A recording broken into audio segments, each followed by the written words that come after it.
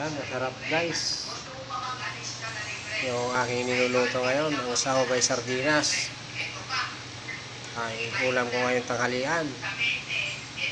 Kumukulo-kulo na.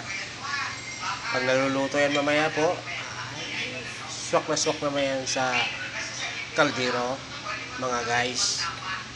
Yan.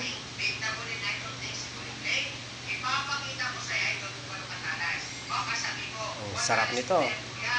Pag binahog sa kanin, katakam-takam. Purong sardinas.